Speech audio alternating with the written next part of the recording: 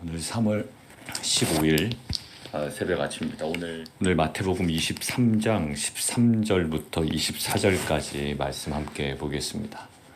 마태복음 23장 13절에서 24절인데요. 어제 주일 본문 1절부터 12절까지 제가 읽고 이어서 바로 13절 쭉 읽도록 하겠습니다. 좀 배경 설명을 드릴까요? 유대교 종교 지도자들 또 이스라엘 백성들의 그 거절에 관해서 예수님께서 말씀하셨습니다. 몇 장일까요? 그게 21장, 22장입니다. 어떤 사건이요? 상징적인 세 사건. 낙타 타고 오시고 성전에 대해서 뒤엎으시고 그 다음에 무화과 나무가 마릅니다. 파괴의 기적이라고 그랬죠. 그리고 예수님 권위에 대해서 도전을 받으시고요. 그리고 예수님은 세 당사자들에게 질문합니다. 그리고 또 질문을 받으시고 마지막 질문하시는 그 장면이 이제 21장과 22장의 내용이었습니다. 거기에 주된 포커스가 된 그 맥이 뭐였냐면 거절이었어요.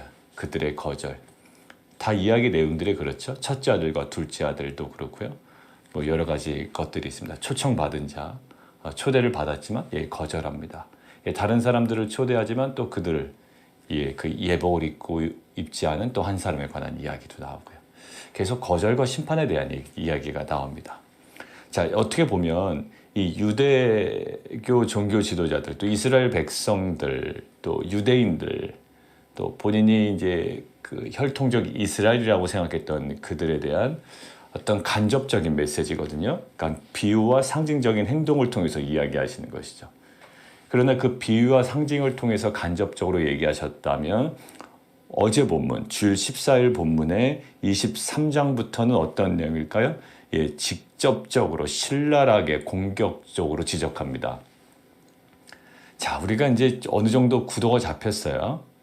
19장부터 20장까지는 예루살렘 올라오는 과정이었고요. 21장과 22장은 그 안에 있었던 상징적인 사건, 질문, 또 세 가지 질문, 세 가지 또 다른 질문, 그다음에 마지막 그 메시지였고요. 그 다음에 본격적으로 이제 공격적으로 아주 신랄하게 이야기합니다. 왜 그러냐면 23장 37절에 어떤 메시지가 나오나요?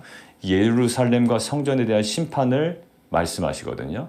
그러니까 예루살렘과 성전에 대한 심판을 말씀하기 위해서도 이 중간 과정은 꼭 있어야 되는 건 뭐예요? 간접적인 어떤 메시지였다면 이제 아주 공격적이고 신랄한 메시지, 그리고 예루살렘과 성전에 대한 그 심판을 이제 말씀하시기 위한 이제 상승 과정이다라고 보시면 되겠습니다. 마태스럽죠. 마태는 이렇게 좀 조직적으로 이 이야기를 잘 구성해 나가고 있습니다. 토요일 본문 마지막 그 예수님의 그 말씀이 뭐였나요? 누구의 자손이냐? 다윗의 자손. 다윗의 자손입니다. 전혀 이상하지 않았죠. 근데 그것으로 불충분했다라는 것이었고요. 다윗의 자손인 걸 알았지만 궁극적으로 더 본질적인 다윗의 주가 되시는 부분에서 놓치고 있었던 것을 그들에게 얘기하셨습니다. 굉장히 간접적이고 그래도 여러 가지 비유와 상징으로 얘기하셨지만 이제는 직접적으로 얘기하십니다. 자, 가보겠습니다. 1절부터 12절. 이에 예수께서 무리와 제자들에게 말씀하여 이르시되 서기관들과 바리새인들이 모세의 자리에 앉았으니 그러므로 무엇이든지 그들이 말하는 바는 행하고 지키되 그들이 하는 행위는 본받지 말라. 그들은 말만 하고 행하지 아니한다. 거기 밑줄 그어놓으시죠. 그들이 말하는 바는요, 그들이 해석하는 바는 행해라 라는 건 아니에요. 그들의 율법 해석까지 지지하시는 건 아닙니다. 왜? 바리새인들과 이들의 율법 해석과 예수님의 해석은 달랐거든요. 그러니까 그들이 말하는 바라고 할 때 그들의 율법 해석을 이야기하는 것이 아니라 율법 자체, 그들이 낭독하는 율법 자체를 이야기하는 겁니다. 그러니까 그들이 낭독하는 율법 자체는 행하지만 그들이 하는 행위, 요 행위에 뭐가 들어가냐면 그들이 하는 행동뿐만 아니라 그들이 하는 율법 해석도 들어갑니다. 그러니까 그들이 하는 율법 해석과 그 율법 해석에 근거한 행동, 다시 한번 얘기합니다. 그들이 하는 율법 해석과 그 해석에 근거한 행동들은 본받지 말라라는 거예요. 자, 그것들 명확합니다. 그들이 말한 바에 율법 해석이 들어가 있지 않다. 그들의 행위에는 율법 해석과 해석에 근거한 행동이 들어가 있다. 그래서 그거 본받지 말라. 그들은 말만 하고 행하지 아니하며 또 무거운 짐을 묶어 4절 거기다 적어 놓으실까? 이게 바로 해석입니다. 그들 해석이 왜 문제가 있냐면 무거운 짐을 묶어 사람의 어깨에 지웁니다. 그리고 자기는 한 손가락으로도 움직이려 하지 않아요. 여러분들 이거 율법 해석과 관련돼서 그렇지 일반적인 상황에서도 이런 사람 정말 못 봅니다. 그죠? 예, 말은 하고 이야기는 하고 이렇다라고 이야기는 하는데 예, 결국 손가락으로 하나도 움직이려고 하지 않아요. 자, 이것은 뭔가 해석을 하고 일을 하지만 사람의 어깨에 짐을 지우는 모습들이야. 5절 그들의 모든 행위를 사람에게 보이고자 하니 곧 그의 경문의 때를 넓게 하며 옷수를 길게 하고 5절에다 하나 적어놓으시죠. 행동이에요. 그러니까 4절은 해석에 대한 그들의 문제점이고요. 해석에 근거한 행동이 5절입니다. 자, 그러면서 율법에 관한 이게 왜 뭘 길게 한다고요? 자, 계명을 기억하기 위해 걷어온 내 모서리에 술을 만들고 거기서 청색건을 부착했다. 막 계명을 달고 다니는 거죠. 자, 그런데 6절 잔치의 윗자리와 회당의 높은 자리와 시장에서 문안받는 것과 사람에게 랍비라 칭함받는 것을 너무 좋아해요. 예, 이 웃음을 참지 못하는 거죠. 그러나 너희는 랍비라 칭함을 받지 말라. 너희 선생은 하나요? 너희는 다 형제니라. 땅에 있는 자를 아버지라 하지 말라. 너희 아버지는 한 분이시니 곧 하늘에 계신 이시니라. 또한 지도자라 칭함을 받지 말라. 너희 지도자는 한 분이시니 곧 그리스도이시니라. 너희 중에 큰 자는 너희를 섬기는 자가 되어야 하리라. 누구든지 자기를 높이는 자는 낮아지고 누구든지 자기를 낮추는 자는 높아지리라. 그들의 위선적인 또 그들의 교만 또 그들의 모습을 통해서 어제 본문은 우리 내면에 있는 모습들을 드러내고 계시는 거예요.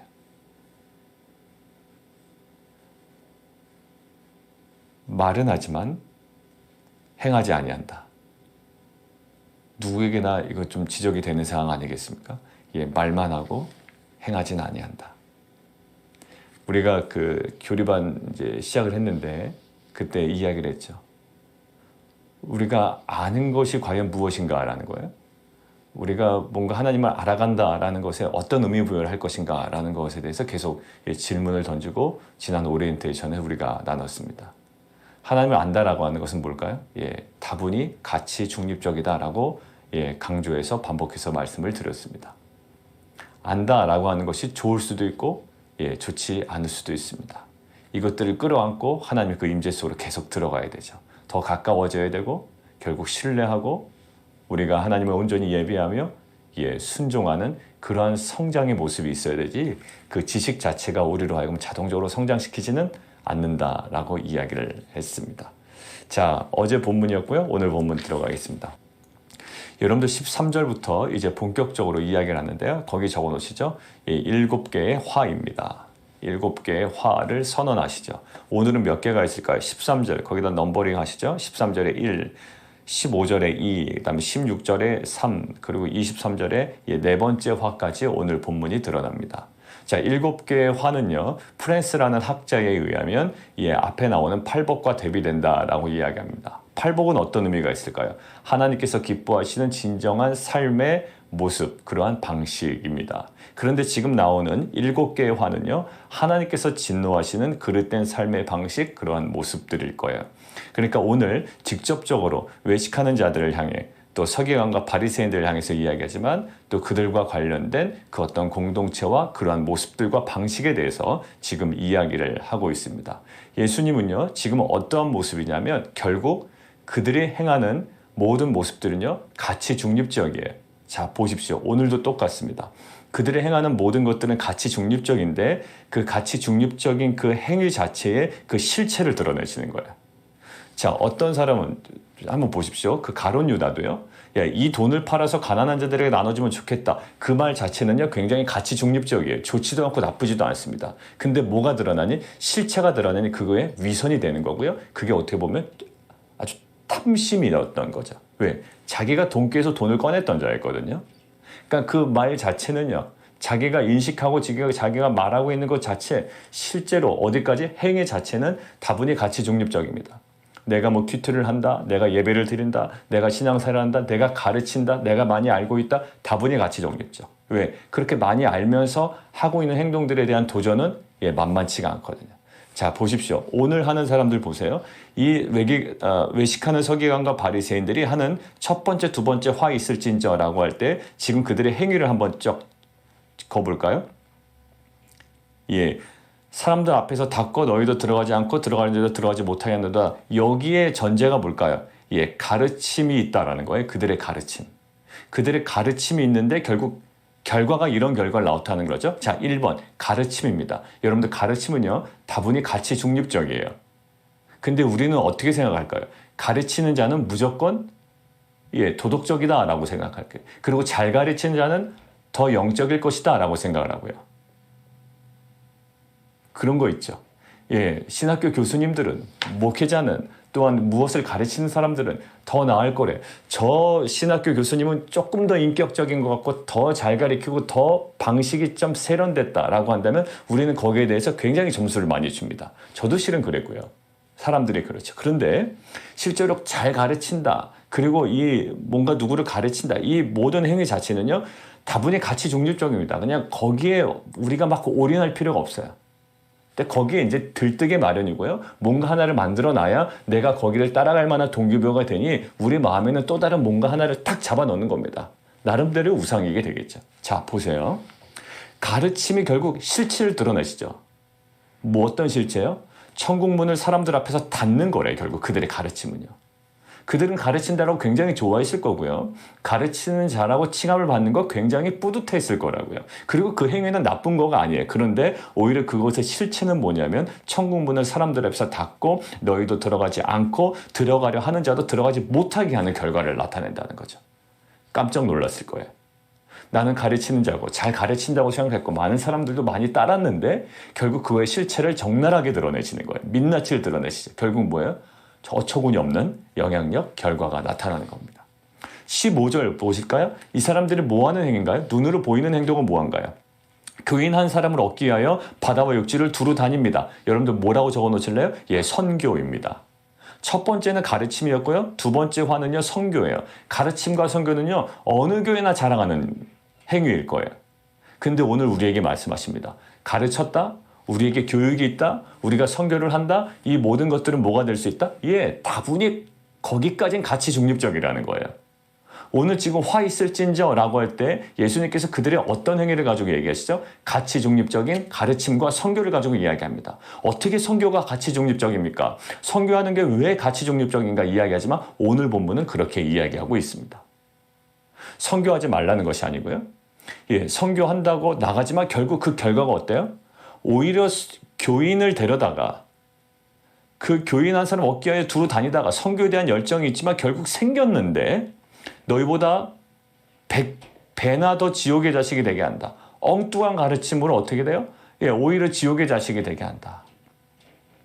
사람들을 모으고 선교하고 이야기했지만 결국 그 교인의 잘못된 가르침으로 말미암아 배나 더 지옥의 자식이 되게 하는도다. 결국 가르치고 선교하는 것 굉장히 뿌듯해하고 자랑할 만한 일입니다. 서기관과 바리새인들에게는 그러나 자랑할 만하고 그것에 대해 굉장히 뿌듯해했겠지만 오늘은 아주 뼈 때리는 지적이 되는 거예요. 결국 뭘까요? 가치 중립적인 행동들이 우리 가운데 너무 많아요. 여러분들 직장에 다닌다. 가치 중립적이에요. 여러분들 사업을 한다. 가치 중립적입니다. 그거 자체가 뭐 좋거나 나쁜거나 그런 건 아니에요. 심지어 뭐라고요? 가르침과 선교까지도 그렇게 보신다고요. 그러니 우리가 일상으로 아는 큐티와 묵상과 성경 읽기와 모든 종교적 행위 자체도 사실 가치 중립적이에요. 그게 어디서 나타날까요? 마지막 구약시대 후반부에 가보면 뭐예요? 제발 너네 제사 드리러 오지 않았으면 좋겠다. 누가 성전 문 좀 닫았으면 좋겠다라는 거예요. 뭘까요? 그들은 그 행위 자체에 굉장히 의미부여를 한 거예요.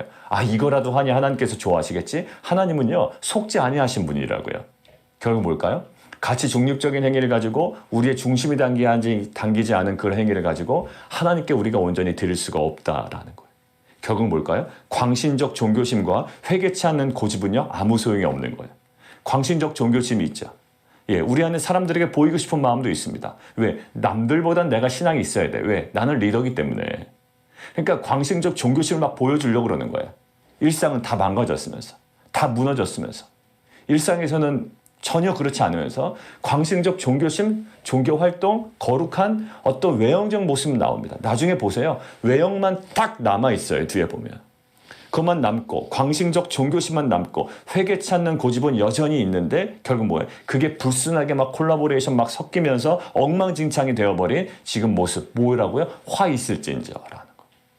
이게 바로 바리새인과 서기관들에게 이야기하지만 실제로 우리에게도 있고, 우리는 다분히 가치 중립적이라고 생각하지 아니하고 그 자체에 대해서 의미부여하지만 사실 예수님은 굉장히 한 발 물러서서 그거 아니야, 그거는 좋을 수도 있고 나쁠 수도 있다라고.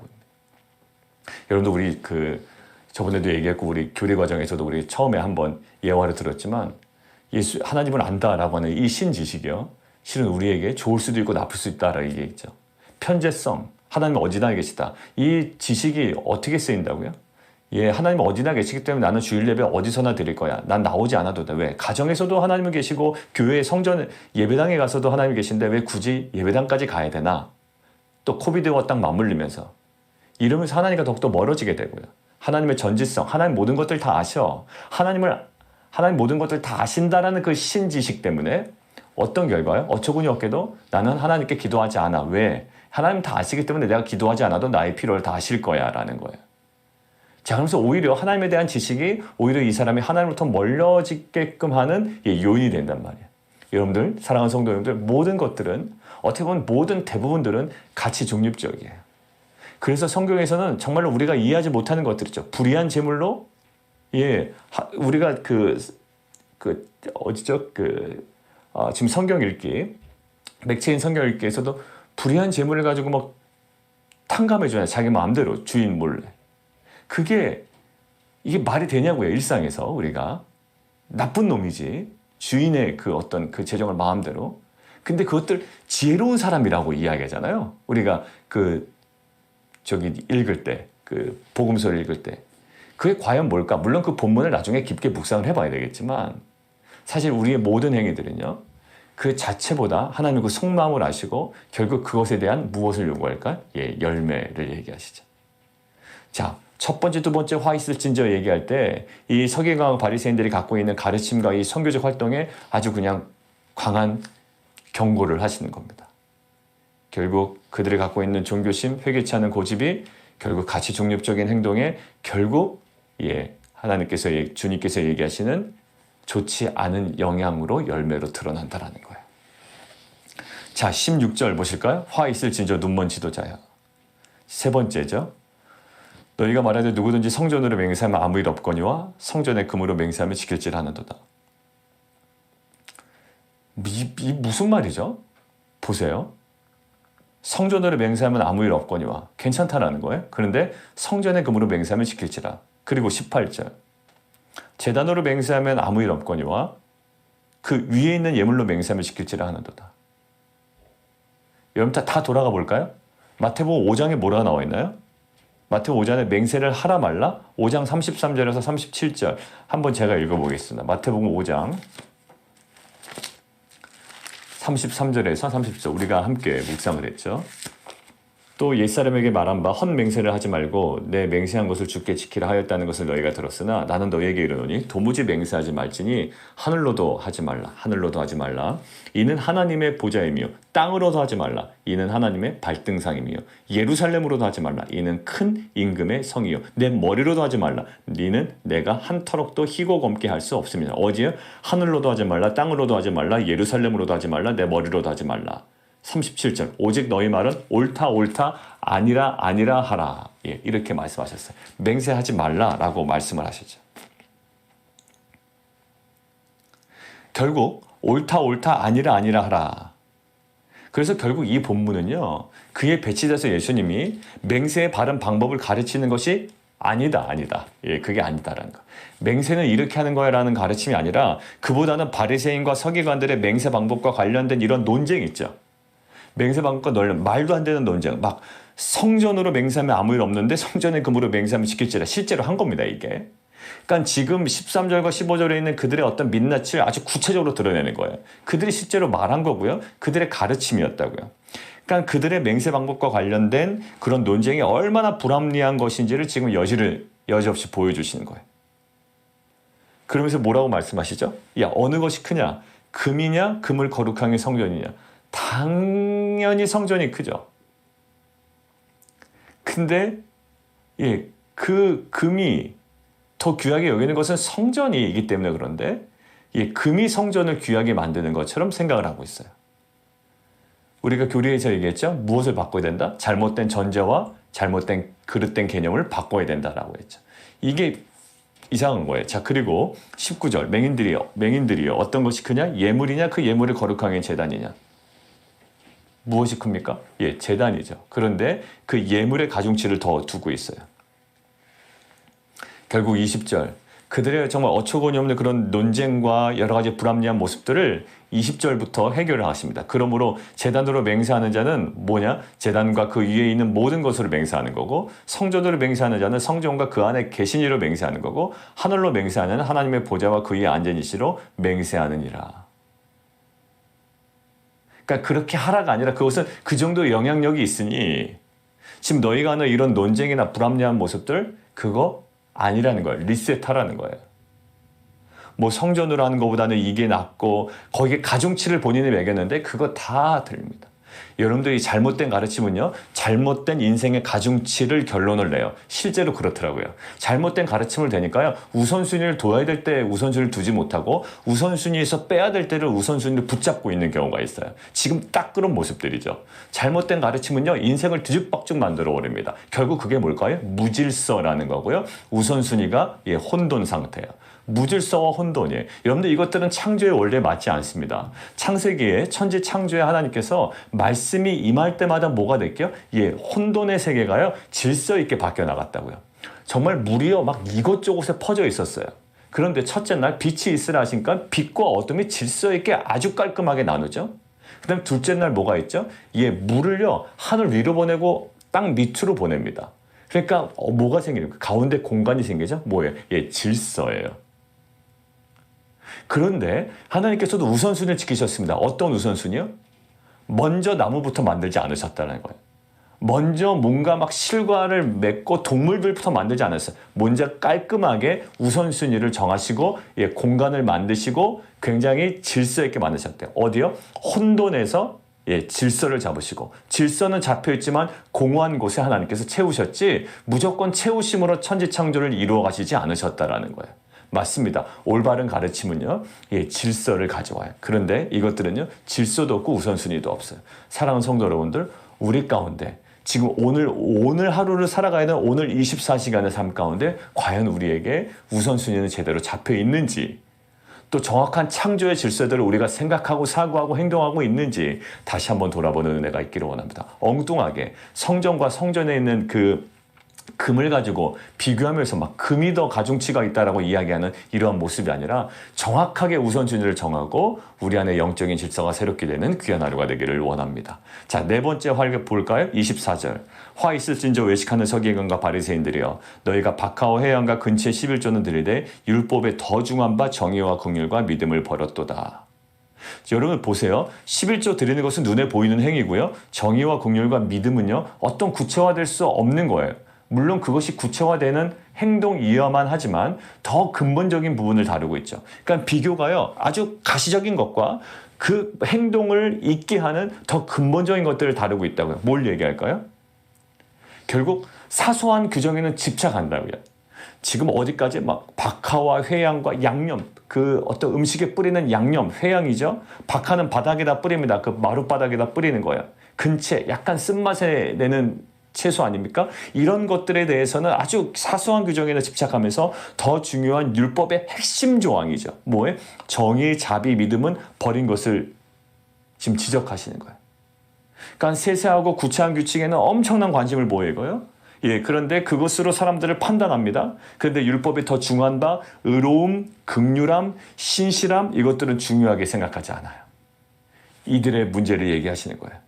여러분들 이것이 과연 예수님께서만 말씀하신 게 아니라 예수님께서 말씀하신 걸까요? 과연? 예수님께서 말씀하셨지만 그 전에 선지자 미가를 통해서도 또 많은 선지자를 통해서 이야기했습니다. 그 중에 하나만 찾아보죠. 우리 미가서 6장 6절 함께 보겠습니다. 미가서 6장 6절. 미가서 6장 6절에서 7절. 내가 무엇을 가지고 여호와 앞에 나아가며 높으신 하나님께 경배할까? 내가 번제물로 1년 된 송아지를 가지고 그 앞에 나아갈까? 여호와께서 천천의 순양이나 만만의 강물 같은 기름을 기뻐하실까? 내 허물을 위하여 내 맏아들을 내 영혼의 죄로 말미암아 내 몸의 열매를 드릴까? 8절입니다.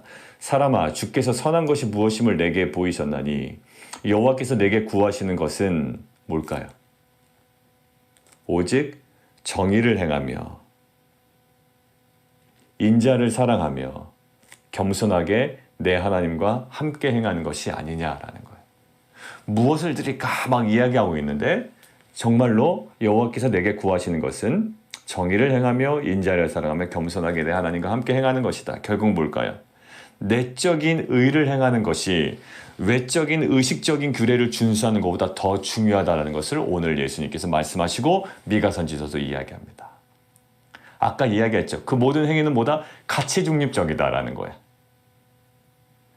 여러분들 누구에게 보이기 위해서 행하는 게 얼마나 정말 초라한 모습이겠습니까?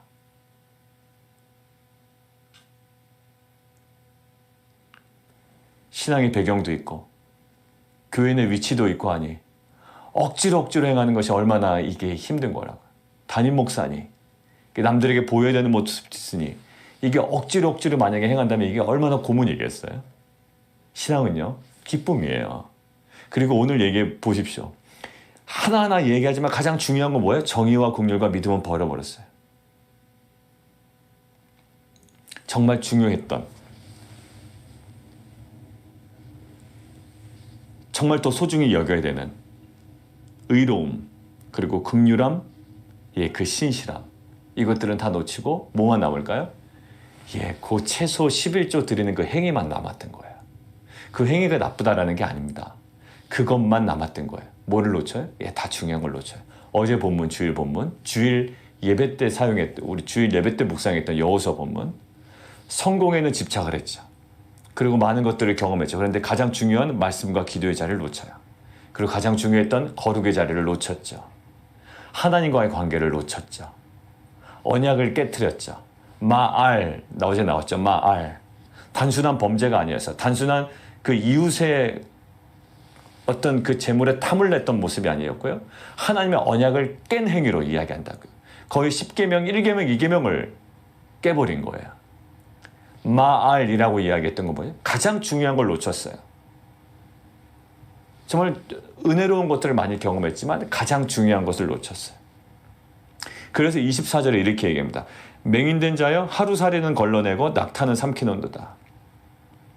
갑자기 왜 하루살이와 낙타가 나올까요? 둘 다 레위기에서 보면 부정한 것들이에요. 하루살이도 부정한 것이요, 낙타도 부정한 것입니다. 근데 바리새인들이요, 부정을 피하기 위해서 실제로 했던 행동입니다. 물을 마시거나 음료를 마실 때 그 부정한 곰충인 하루살이를 이렇게 걸러냈던 걸 떠 있거나 이렇게 날아다니거나 구체적인 어떤 행동이 오지만 그 학자들의 표현에 의하면 음료를 마실 때 하루살이를 걸러냈다라고 이야기를 합니다. 실제적인 그들의 행동이었어요. 그것에 대해서 어떤 의미가 있다고요? 부정하지 않으려는 애씀이 있죠. 그런데 결국 뭐예요? 지금 약간 비꼬시면서 비유적으로 말씀하시니까 그러면서 눈에 훤히 드러나는, 눈에 잘 보이지 않는 하루살이는 걷어내고 막 부정하지 않으려고 애쓰면서 결국에 눈에 너무나도 잘 보이는 정말로 부정한 동물인 낙타는 그냥 삼켜버린다라는 거예요. 이게 왜 하루살이와 낙타를 비교할까요? 물론 크기의 비교도 있지만요, 언어의 유의인 것 같아요. 언어의 유의인데 헬라어로 하루살이는요, 칼마예요. 너희가 칼마는 걸러내고 낙타, 감라는 삼키네, 이러는 거야. 그러니까 결국 뭐죠? 언어의 유의예요. 칼마는 걷어내면서 그보다 더 큰 감라는 삼켜버리는데 꿀꺽꿀꺽 삼키는데 라고 이야기를 하는 거예요. 결국 우리가 예전에 그 영화에서 중요한 대사로 많이 쓰였던 거 있죠. 무엇이 중요한지를 모르고 하루살이는 걷어내면서 낙타는 그냥 삼켜버리는 그 지금 이 외식하는 서기관과 바리새인들의 모습이 드러납니다. 비단 그들의 모습은 아닐 겁니다. 오늘 이야기한 것처럼 가치 중립적인 가르침과 선교에 대해서 광신적인 그 종교심을 갖고 또 회개치 않는 고집이 있지만 그것이 어떻게 결국 불순물과 섞이면서 엉망진창이 되어버린 거죠. 그들에게는 굉장히 뼈 때리는 지적이 되었을 거고요. 그다음에 지금 맹세하지 말라라고 이야기하는데 그 여러 가지 잘못된 가르침으로 인하여 질서 없는 무질서가 되고요. 우선순위가 뒤죽박죽 되어버리는 거예요. 무엇이 무엇보다 더 가중치가 있다라고 엉뚱한 이론이 나타나는 거죠. 그것에 대해서 주님께서는 정리해 주시고요. 마지막에 정말 사소한 규정에는 집착하면서 더 중요한 율법의 핵심 조항은 다 버려버린, 내적인 의를 행하는 것이 너무나 중요한데 그것들은 간과돼요. 왜? 보이지 않기 때문에. 보이지 않는 곳에서 하나님을 더 찾고 나아가는 귀한 공동체 되기를 원해요. 여러분들 이것이 어제와 오늘 본문이 어제 그 주일 본문과 어제 주일 예배 때 본문과 오늘 본문에 연관되는데 계속 공동체 얘기하시는 거예요. 그게 너무나도 자연스럽습니다. 하나님과 하나님께 돌려드려야 된다고 이야기를 하지만 실은 그거 돌려놓지 못하게 되는 것이 우리의 죄성이고 너무나도 자연스럽게 그게 잘 안 돼요. 근데 오늘 다시 이야기하는 거예요. 근데 그런 사람일수록 어떤 걸까요? 저도 그런 거 보지만 그런 사람일수록 굉장히 작은 것에 쫀쫀하게 굴거든요. 근데 그게 자신의 종교심이라고 이야기한다고요. 근데 실제로 그렇더라고요. 뭔가 이렇게 더 본질적인 것을 못 잡는 사람이 아주 지엽적인 것에 관해서 자신의 종교성을 드러내려고 그래요. 딱 이런 모습이죠.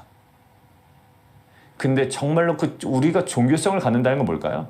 조직신학 그 교리 과정에서 얘기했지만 하나님을 더 가까이 하는 거죠. 어떤 지식의 많음이 아니라 그 후반부에 나눴던 두 번째 들었던 아티클을 읽어보셨죠.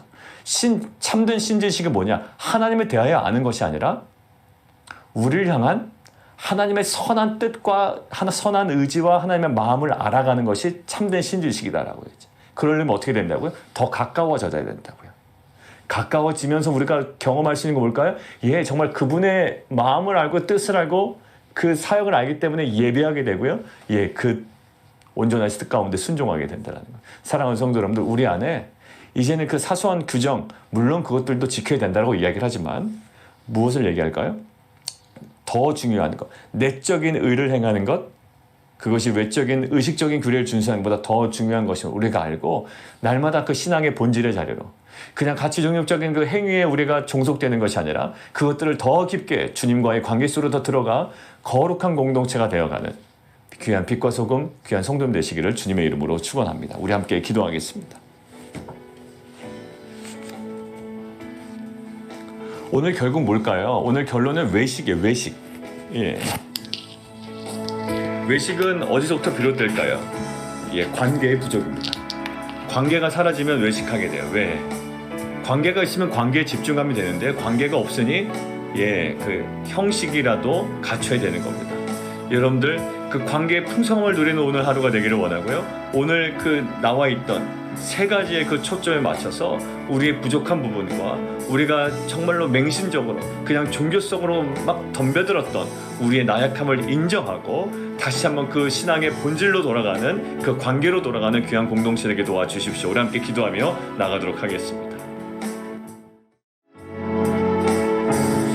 우리 함께 또 기도할까요? 우리 이종호 선교사님과 우리 남동생 가정 위해서 기도해 주시고요. 우리 그 최웅교사의 어머니 배재영 원사님 우리 25일 날 이제 혈액 검사 두 번째 하시고 그 결과 토대로 수술 여부 결정하십니다. 위해서 기도해 주시고 우리 미셸 집사님 위해서도 계속 기도해 주시고요. 그 다음에 우리 저스틴 위해서 우리 저스틴 어제 교회에서 봤는데 너무 감사했어요. 어제 갈 때 이제 저희 아내가 많이 먹어 잘 먹어 이제 이랬는데 그렇게 하겠다고 이야기도 하고요. 정말 4월에 다시 한번 검사하게 되는데 그 안에 그 음식 섭취로 인한 그런 성장이 눈에 띄게 있었으면 좋겠습니다. 정말 우리가 좀 기도해 주시고 또 우리 최용수 원사님 그 치과 수술 이후에 이제 회복되는 과정, 염증 없게 부작용 없게 또 잘 마지막에 후속되는 그 시술과 여러 가지 필요한 조치까지도 잘 마무리될 수 있도록 기도해 주시고 사업과 직장들을 위해서 우리 모든 성도님들 위해서 기도하시되 우리가 궁극적으로 기도하는 것들은 그 모든 가운데 하나님의 나라가 하나님의 뜻이 하나님의 그 마음들이 그곳에 온전히 하나님 정말 선포되어지고 나라가 세워지는 귀한 공동체 되게 도와주십시오. 우리 함께 기도하며 나가도록 하겠습니다.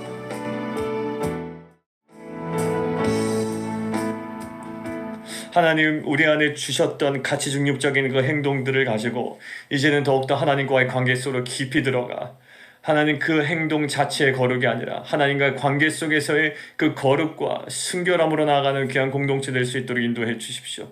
하나님 잘못된 가르침으로 뒤죽박죽된 모든 질서들이 우리의 내면 가운데 있었다면 하나님 온전히 우리에게 말씀하여 주시고 말씀과 성령으로 우리의 우선순위와 우리의 가치 판단의 기준들이 다시 한번 질서 있게 정말 새롭게 회복되어가는 귀한 하루 되게 도와주시고 특별히 하나님 우리 안에 내적인 의를 행하는 것이 외적인 그 의식적인 규례를 준수한 것보다 것보다 더 중요한 것임을 알고 우리가 하나님 그 세세한 것에도 우리가 더욱더 몰두하고 주목해야 되지만 하나님께서 원하시는 더 궁극적인 그 신앙의 본질에 우리가 놓치지 아니하며 살아가는 귀한 공동체 될 수 있도록 우리에게 은혜를 베풀어 주옵소서. 사랑하는 성도님들, 오늘 하루 살아갈 때 특별히 하나님 우리에게 허락되신 그 일주일간의 삶 가운데 더욱더 주님을 사모하게 하시고 그 진리 가운데 거하게 하시고 사순절을 기인하는 동안 특별히 렌트 사역을 통해 하나님의 품성과 속성과 그리스도의 고난을 묵상하며 나아갈 때 우리 안에 펼쳐진 그 진리 안에 회복되어 가고 또 우리가 하나님 그 지체들을 섬길 수 있는 귀한 공동체 될 수 있도록 인도하여 주옵소서. 예수 그리스도의 이름으로 감사하며 기도드리옵나이다. 아멘.